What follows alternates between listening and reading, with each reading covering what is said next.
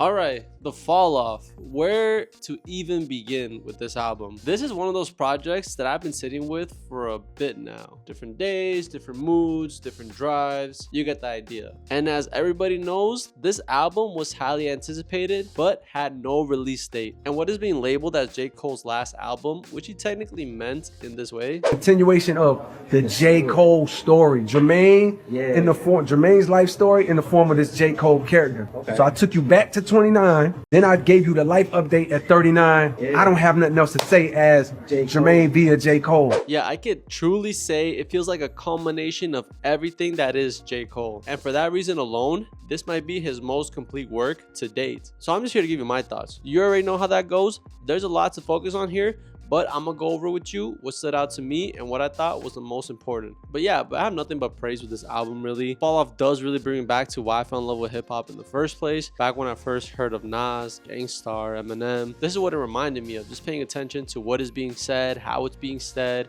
the beats that they would play, freestyling over them with some friends. It really does seem to take you back to those days, and I found that really special. So with this album being split into two discs, disc 29 and disc 39, it's not random, and I was taken a little back by it. Like, this is a whole ass movie, 1 hour and 41 minutes, but it goes by pretty quick, not gonna lie. Just stick with it. So let's get into that. The intro sounds like a dream, not even like in a metaphorical kind of way. It literally sounds like someone drifting in and out. You can hear the world in the background. It feels half conscious, and then it gets interrupted. Gunshots. The dream doesn't last. When you think about it with context, it feels like J. Cole dreaming about where he started and being reminded what the environment was really like. It helps set the tone, and that's something raw and real. We get our first full song, and J. Cole doesn't ease in. He goes in right away. 2-6 is rooted in J. Cole's hometown, Fayetteville. The 2-6 area code, it carries pride, danger, and loyalty. And this is not my typical go-to J. Cole song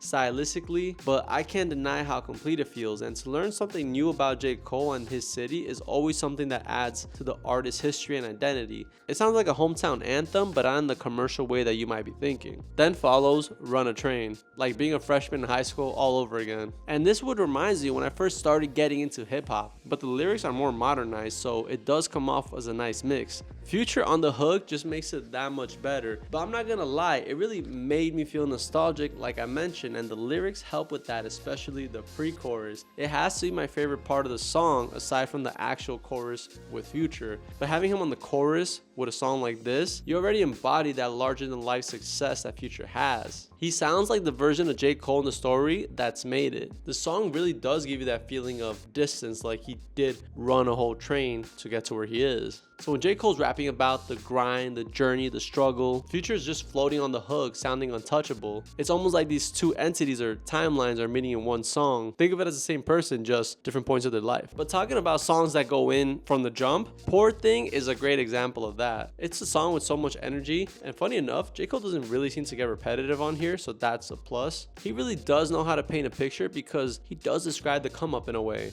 It sounds like when someone's first starting off and they have all this energy, all this pent up motivation. I just want to eat the world and prove everybody wrong. They want to show everybody what they got. Poor Thing really drives that point home. Is J. Cole asserting that he was never fake? This is all real. He's reflecting, but it never feels preachy. And those punk bitch moments always be hitting. So I got that one somewhere on the playlist, you know, whenever I'm doing some high energy stuff. Bounce Road Blues gives another feature from Future, but this time it brings in Thames. There's a line in here that changes everything. This line that J. Cole says is a suicide note. He says, F J. Cole, I don't want this role, I want to rebuild myself. So I actually listened to it, it's heavy. And when you connect the cover art to the alternate cover art, you start seeing some things like a whole picture being painted. Then you remember what he said. So it's clear that J. Cole is really trying to separate himself from his artist self. How he wants to just kind of leave this here and lead a more different type of life as Jermaine Cole with different things in mind. Doesn't mean he's gonna stop rapping or anything, no. He's not quitting music necessarily, but shedding this persona. And this whole this 29 is him acknowledging who J. Cole was, how he came up. Him looking back on that journey to get to where he was, to get to that mentality, to get to 39. And I just want to mention this one song that I really like called The Let Out. This one it just feels so cinematic. Like every time it plays, my brain automatically puts me inside like a movie scene. I'm starting to picture it. Funny enough, I just think this is gonna show up in like in a movie trailer someday or in a scene. Like I think it's gonna happen. So quote me on that if you want. But another important song I would say, or moment in the song that stood out to me, is this one right here. Bombs in the Ville / Hit the Gas. There's a moment where J. Cole's FaceTiming his younger self before Diss 39 even begins, and that's powerful. It feels like reassurance, remembering those times that he would cry thinking he may never make it, unsure of his future. But this is a nice way to look at things, almost like you figured it out, you survived, you've navigated the pressure, and he's understanding something different now. The fall off isn't a tragedy, it's something that's inevitable, because realistically, no one stays on top forever, and that acceptance is some type of maturity. So another honorable mention I want to just leave here is Lonely at the Top, the bonus song. This one's not flexing at all. It's mostly introspection. Like the title of the song says, there's a loneliness that comes with being one of the few who make it, and one of the few who actually get to experience what it's like to be the best, because not everybody is there at the top. So when you get to the top and the longer you stay, the lonelier it feels, until one day you realize that you're not there no more and someone else is coming to be on the spot that you once had. Great stuff, but we gotta move on. To Diss 39, that time jump, because yes, if you want to look at it that way, this is a time jump. 29, 39. So this time jump is a sort of psychological shift. If Diss 29 is hunger, Diss 39 is hindsight. Stay with me now. He's not trying to prove he can rap anymore. J. Cole has already done that. Now, on this disc, he's reflecting on everything that's come before. 39 intro serves as the emotional and thematic pivot point between J. Cole's past self. Rather than just a short lead-in, this is a full song, and it sets up the mood for this more reflective chapter of the album. The fall off is inevitable. You wouldn't see on a disc like Diss 29. It fits perfectly on here because this is what creativity for someone like J. Cole means. Something risky, something different. Rapping in strict syllable patterns, telling the whole story backwards is not meant to be a hit, it's meant to be respected. It's one of those songs you revisit occasionally and catch something new. The Fall Off is Inevitable is a great song. To me, it's not one that I would want to revisit all that much, but it's one that I recognize and respect it for what it is.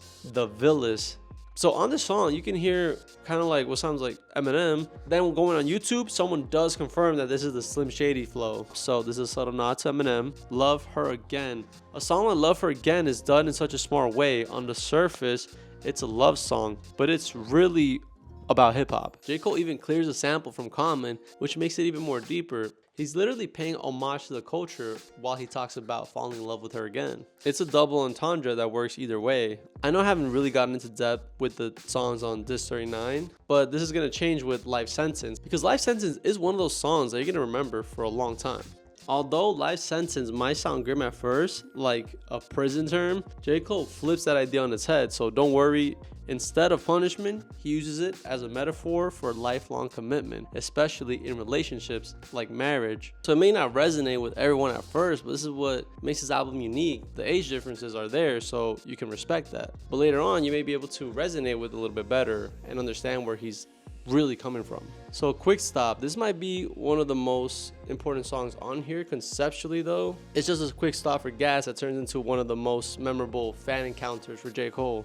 This quick fan interaction that turns into a reminder and a song for him just shows how his music affects people. And sometimes when you're in it for so long, in the fame, the recognition, you forget that purpose. So it's this moment that grounds him. It shows he's aware that stepping away from the J. Cole persona might be necessary, but the impact, it doesn't disappear. It's just another great reminder of why J. Cole did this in the first place. Truthfully, there's so much more on here that you can really dig into. I know I just did a quick overview of some of the songs that stood out to me here, but again, this is like one of those pieces of work that you could stay with for a while. There's a bunch of layers on here that, you could end up just, taking some time with. But my overall thoughts on the fall off are as follow. What I respect most about the album, it doesn't sound like he's just chasing another hit. He's not in any way trying to dominate the charts. He's kind of just documenting his transition in a way. This does feel like a love letter to hip hop, from the Hunger Days to the Wisdom Years. These two covers perfectly capture that message of the album, remembering where you've come from, where the dream started. the sound of someone hungry to make it, and the second cover that shows that dream fully realized, fully lived in. All the stories told by J. Cole, and since the first project till the last one, J. Cole has created a legacy and contribution to hip-hop that will remain timeless. Don't think for a second that in 5, 10, or 15 years, this album will be outdated or irrelevant. So yeah, I do think it's well thought out, and it's definitely one of his best pieces of work thus far. But now, like, actually looking back at everything that had to do with that apology, even the moments that fed the algorithm, it almost feels insignificant now. Like, he always knew how he wanted to end this chapter in his career, and that beef wasn't a part of that. That noise it would make, it just felt like a random point in his career that would have been a side quest he would look back on and been confused as to why he even got involved with that. Still think he shouldn't have put out the song if he wasn't gonna get his hands dirty, but you know what? Whatever, bro. That's like, that doesn't matter anymore. So when I step back and really look at the fall off, it doesn't feel like an ending in a dramatic sense. It feels very intentional, and it feels very controlled. It felt like a man who understood the arc of his own story and chose where to end it. J. Cole didn't crash out. J. Cole didn't just fade away into irrelevancy. He documented the journey from even way before 29 to past 39, he's 41 now, from hunger to hindsight, from proving himself to understanding himself, and that's rare. That's what makes this project timeless. This isn't a fall off, it's growth, it's legacy. It's knowing where to let the art speak for itself and step away on your own terms. Because some people just don't really know when to step away. So we'll see. You know, like I said, I don't think J. Cole's entirely done.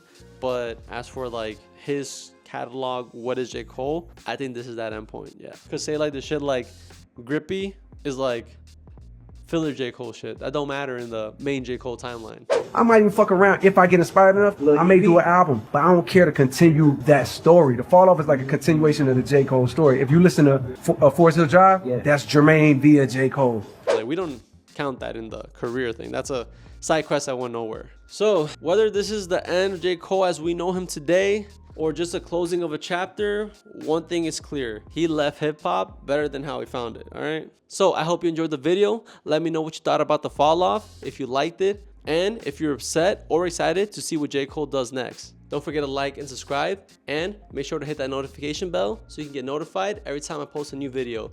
I have more videos soon because the albums that have come out until now are crazy, and guys, the music is not stopping anytime soon. But until then, I'll see you in the next one, all right? Peace.